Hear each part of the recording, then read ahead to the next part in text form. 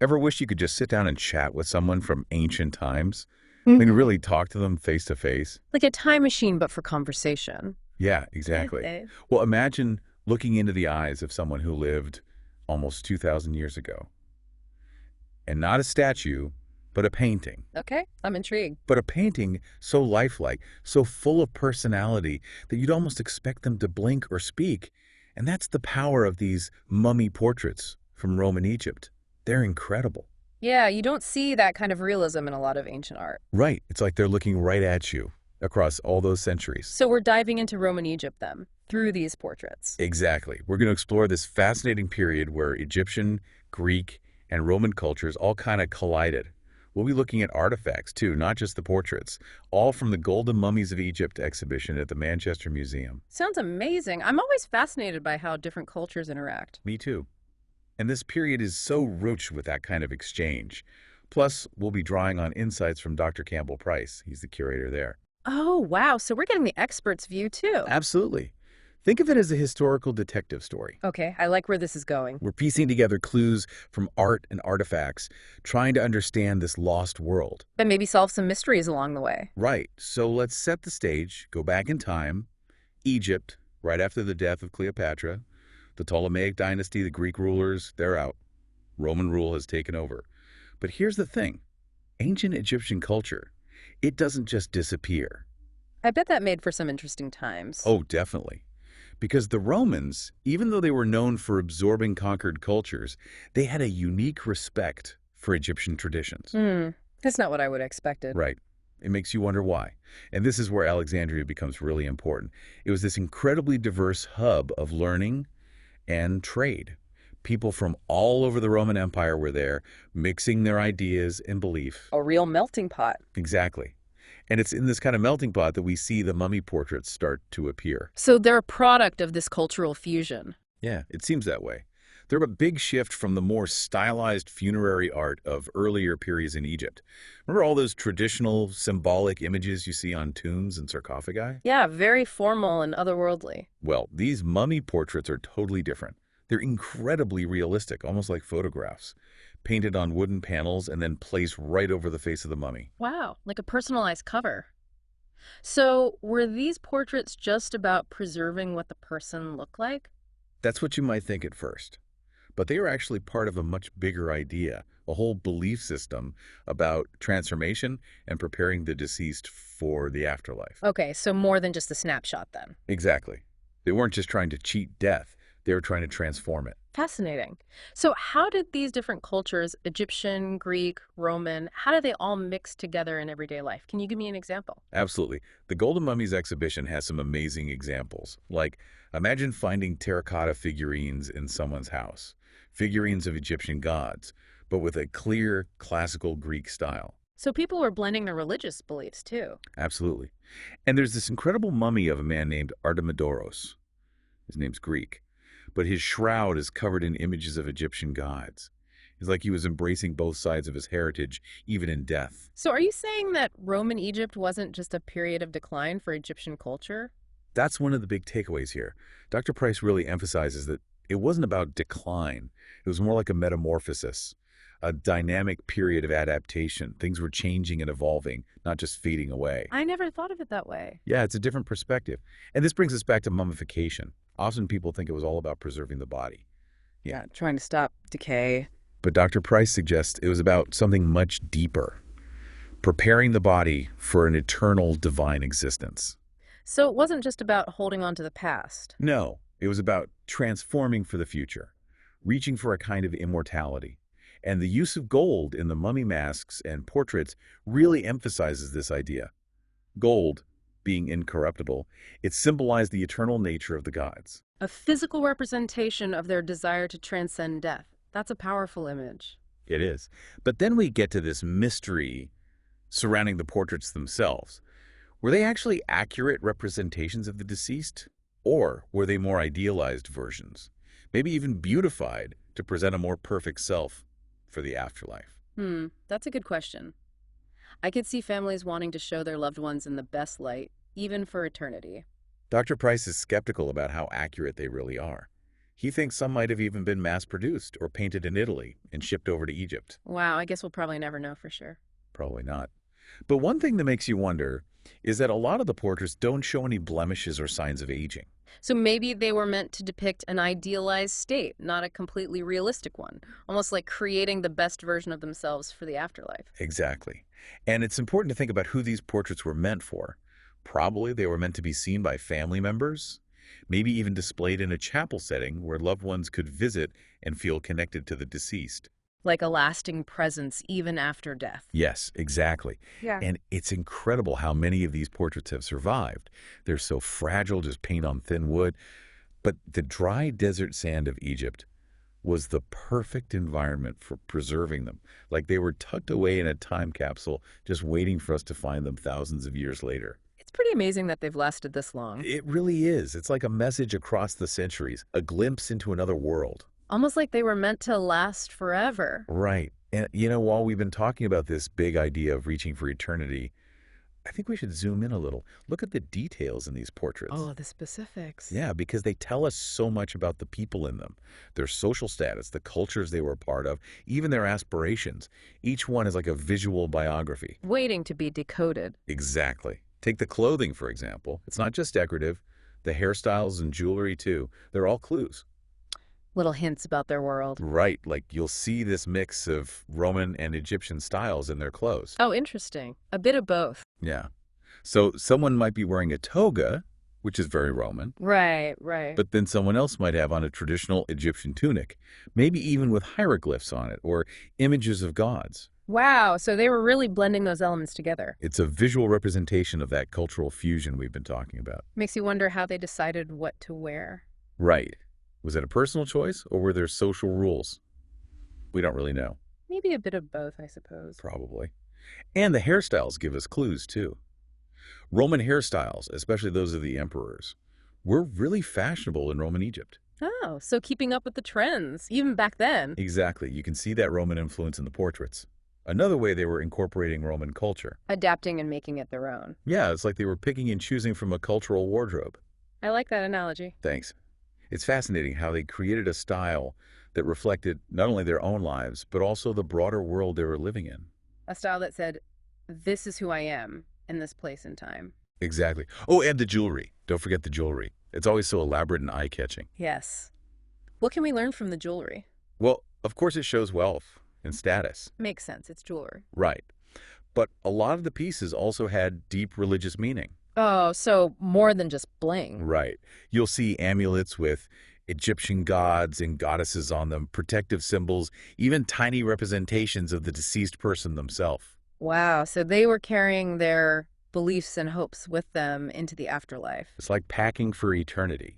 And, it wasn't just individual portraits either. Sometimes you find couples or family groups depicted. Family portraits for the afterlife. Yeah, it's like they wanted to maintain those bonds, even beyond death. That idea of creating a family portrait that would last forever. It's a powerful thought. Imagine those families commissioning those portraits, wanting to capture the essence of their loved ones and carry them into the unknown. It's pretty moving. And these portraits weren't just meant to be tucked away in a tomb and forgotten about. There's this idea that they were part of an ongoing relationship with the deceased. Like they were still present somehow. Yeah. Some scholars believe they were displayed in homes or chapels where people could visit and feel connected. That makes sense. Right. It's like a tangible link to the person who's gone.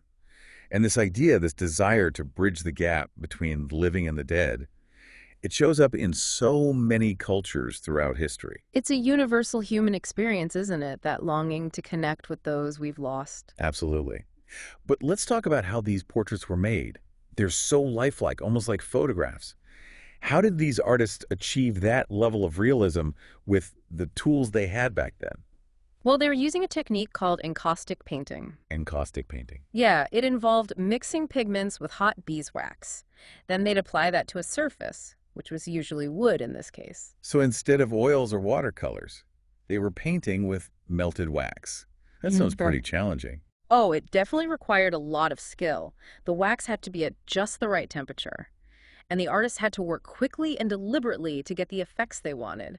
Sometimes they used heated tools to blend the colors and create texture. So not just like melting crayons. Definitely not. But the results are incredible. The encaustic technique allowed for a lot of detail and those subtle shifts in tone that make the portraits so lifelike. Yeah, the detail is amazing. You can see every wrinkle and freckle, the texture of their hair. It's like looking at a real person. It's mind-blowing when you think about the skill involved. I know. And those vibrant colors. Even after all this time, they're still so bright and intense. I wonder what their studios must have been like, all those pigments and the smell of beeswax. And these artists carefully bringing these faces to life, knowing their work was meant to last for centuries. It must have been quite a sight. And you're right about the colors. How did they make them last so long? Good question. I guess they were using pigments from natural sources. Things like ochres and earth pigments, which were probably easy to find locally. Right, right. But then there are the blues and greens. Those were more difficult to come by, probably imported from different parts of the Roman Empire. So they had access to quite a range of colors then. Yeah, it's amazing. And the result is these stunningly realistic portraits. You can see the details in their clothing and jewelry. It's like they were just painted yesterday. It really speaks to the quality of the materials and the skill of the artists. They were creating something meant to endure. More than just art, they were crafting objects meant to bridge that gap between the living and the dead. Exactly.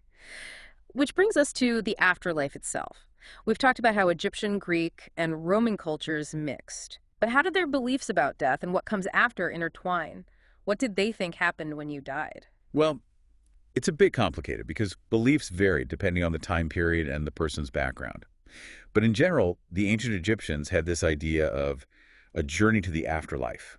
And there, the deceased would face judgment by Osiris, the god of the underworld. Oh, so like a cosmic court case? Yeah, kind of. They believed that your heart would be weighed against a feather. A feather. Yeah. It represented truth and justice. If your heart was pure, then you were granted access to the afterlife.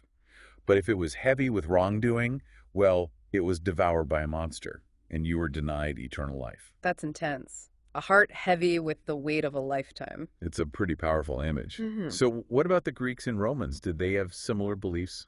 The Greeks believed in a realm called Hades, ruled by the god Hades, of course. Makes sense. And the Romans, as they often did, adopted and adapted this idea from the Greeks. They had their own gods associated with death, like Pluto, who was the Roman equivalent of Hades. So were people in Roman Egypt mixing and matching these different afterlife beliefs? In a way, yes. Egyptian traditions were still very strong, but they blended with those Greek and Roman ideas about the underworld. It was a fascinating mix of beliefs about what awaited them after death. And where do the mummy portraits fit into all of this? What role did they play in preparing for this journey? Well, they believed that the portraits would represent the deceased in their idealized eternal form, a kind of visual representation of the soul. Like a passport photo for eternity? Yes, exactly. It ensured they'd be recognized and remembered in the afterlife. They were saying, here I am, this is who I am. Don't forget me. And by placing these portraits over the faces of the mummies, it suggests they were trying to preserve not just the spirit, but the physical form, too. Right, like they wanted both to endure, both the body and soul. But if they wanted to represent the deceased in their afterlife form, why so realistic? Shouldn't they be more stylized, more godlike? Seems like a bit of a contradiction. It is a question that scholars have debated for a long time. Some believe that the realism was a way to emphasize the individuality of the person, even in death, to capture their personality, their spirit. So, not just depicting a generic afterlife, but ensuring that their unique spark would be remembered. Exactly. And that desire to be remembered as an individual, that resonates with us even today, doesn't it? We all want to leave our mark on the world. Absolutely. But could it also be that the realism was just a reflection of the art of that time? Roman portraiture was known for its realism. Maybe that just carried over into the mummy portraits. That's a good point. It's probably a combination of both. Artistic trends and cultural beliefs all shaping these portraits. A product of their time and place, a reflection of that unique cultural tapestry that was Roman Egypt. Exactly. It's fascinating to think about, but there's still so much we don't know. Like, we know very little about the artists themselves. Were they Egyptian, Greek, Roman? What were their lives like? Yeah, it's frustrating. Their names are rarely recorded. We can only guess about their backgrounds and what their lives were like. It's like they've become these anonymous masters, leaving behind these incredible works of art, but no trace of themselves. And that adds to the mystery, doesn't it? Mm. It lets us focus on the portraits, on those faces gazing back at us across the millennia. It makes us think about life, death, and artistic creation in a whole new way. They're challenging us to look deeper, to search for the stories hidden within the brushstrokes, to connect with them on a human level. Maybe even see ourselves reflected in their eyes. It's a powerful thought, and these stories continue to fascinate us. The realism, the beauty, those glimpses into a lost world. But there's a shadow lurking behind all of this beauty, a darker side to how these portraits came to be known and studied in the modern world. You're talking about Flinders Petrie and how these portraits were rediscovered in the late 19th century. Exactly. He was a pioneering archaeologist who excavated a lot of these portraits, but his methods, especially how he treated the mummies themselves, they raise some ethical questions looking back. It is unsettling, isn't it?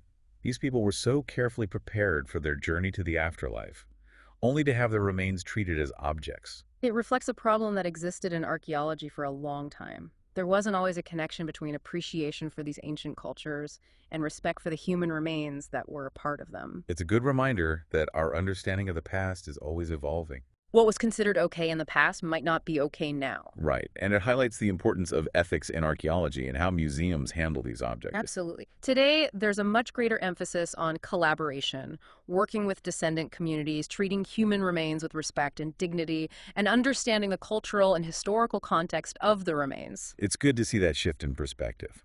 But let's move on from the controversies and think about the lives of the people in these portraits. We've talked about their beliefs, their cultures, but what was everyday life like in Roman Egypt? What was it like to live there?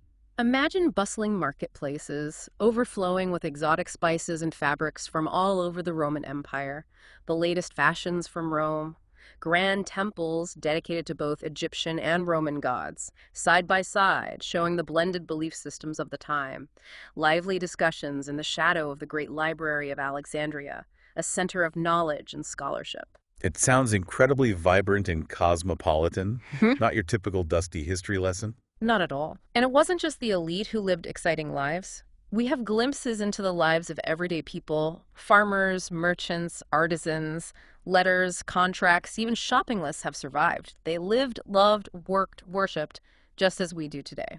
It's amazing to think about their everyday concerns.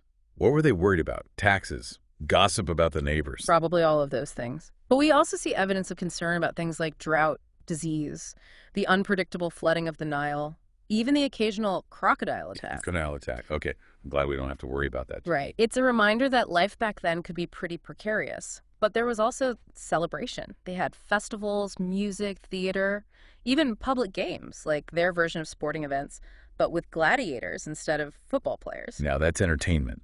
But it's interesting to think that despite all the differences, there were also similarities. Hopes, fears, aspirations, things we still experience today. Absolutely. At the end of the day, they were just people trying to figure out life, find meaning, connect with others, leave their mark on the world. And these portraits with their intensely human gaze, they remind us of that shared humanity across thousands of years. Like they're reaching out saying, we were here, we lived, we mattered. Exactly. And they left behind a legacy that continues to inspire us. Their portraits, their artifacts, their stories, they give us a window into a world that's both familiar and completely different from our own. So what can we, sitting here in the 21st century, take away from all of this? What's the message of these faces that are looking back at us across time? I think they're reminding us that even in death, there's beauty, connection, and a story to be told. And it's our job to listen to that story, learn from it, and keep it alive. Like a conversation across time. A bridge between their world and ours. A conversation worth having. So next time you see one of these mummy portraits, really look into those eyes. Think about the life that was lived, the stories that were never written down, the hopes and dreams that shaped that person's world. Let their story inspire you, maybe even make you want to explore the past a little more. That's a powerful thought. These portraits aren't just beautiful objects. They're portals to another time, invitations to connect with the human experience across millennia. They are. And as we finish our deep dive into the world of Roman Egypt, I hope you'll carry those connections with you. Those echoes of lives lived, stories told, and legacies preserved. It's been an amazing journey, exploring this blend of cultures, seeing those captivating faces, and thinking about life and death in Roman Egypt. We hope you join us again for another deep dive into history, science, and culture. Until then, keep exploring, keep asking questions, and keep diving deep. It's a tough thing to think about, yeah. It makes you realize how much our thinking has changed and how important it is to be mindful and respectful in archaeology, especially when dealing with human remains. It's definitely a learning process. But moving on, I'm curious about the lives of the people in these portraits. I mean, we've touched on their beliefs, their cultural influences, but what was it really like to live in Roman Egypt? Can you paint a picture of everyday life for us? Hmm. Let me see. Imagine walking through these bustling marketplaces, overflowing with all kinds of exotic spices and fabrics, things brought in from all over the Roman Empire, Oh, and you yeah. see the latest fashions from Rome.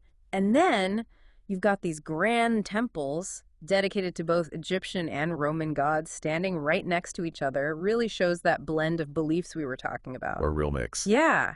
And then picture these lively discussions happening in the shadow of the Great Library of Alexandria. It was this incredible center of learning and scholarship. Wow, it sounds incredibly vibrant and cosmopolitan. Yeah. Not exactly what I picture when I think ancient Egypt. Right. It wasn't all just pyramids and pharaohs. And this vibrancy, it wasn't just for the elite. We get glimpses into the lives of regular people, too. Farmers, merchants, artisans, through things like letters and contracts, even shopping lists that have survived. Shopping lists. Yep. It's amazing what survives, and it shows us they were just like us in a lot of ways. They lived, loved, worked, worshipped, just as we do today. It makes them seem so much more real somehow. It really does, and it makes you wonder, what were they worried about on a daily basis? I know, right? Paying taxes, neighborhood gossip. Were they into chariot racing? Probably all of those things. We even see signs of concern about things like drought or disease. Makes sense. The Nile flooding, which was essential for their survival, could be unpredictable. And there are even records of the occasional crocodile attack. Yikes. Okay, I'm glad we don't have to worry about those. Me too. But amidst all of that, they also knew how to celebrate. They had festivals, music, theater, public games like gladiatorial combat. Think of it as their version of a big sporting event. So despite the vast differences in our worlds, they shared some of the same hopes, fears, and dreams that we do today. Exactly. Ultimately, they were just people navigating the complexities of life, trying to find meaning, make connections, leave your mark on the world. And those portraits, with their intensely human gaze, remind us of that shared humanity that stretches across millennia. It's almost like they're saying, we were here, we lived, we mattered. That's a beautiful way to put it.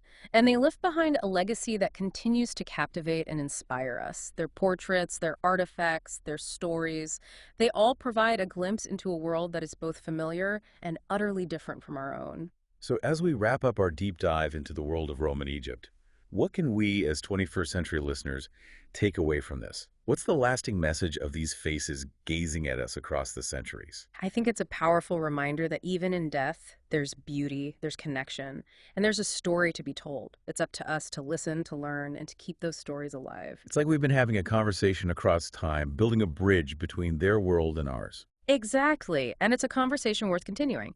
So next time you encounter one of these mummy portraits, I encourage you to really look into those eyes. Let yourself be drawn in. Think about the life that was lived, the stories that were never recorded, the hopes and dreams that shaped their world. Let those stories spark your imagination and maybe even inspire you to explore the mysteries of the past a little further. That's a wonderful thought. These portraits aren't just beautiful relics. They're portals to another time, invitations to connect with the human experience across thousands of years. They truly are. And as we conclude our journey into the world of Roman Egypt, I hope you'll carry those connections with you. The echoes of lives lived, stories told, and legacies preserved. It's been an incredible experience exploring this vibrant mix of cultures, seeing those captivating faces and delving into the mysteries of life and death in Roman Egypt. We hope you'll join us again for another fascinating deep dives into history, science, and culture. Until then, keep exploring, keep questioning, and keep diving deep.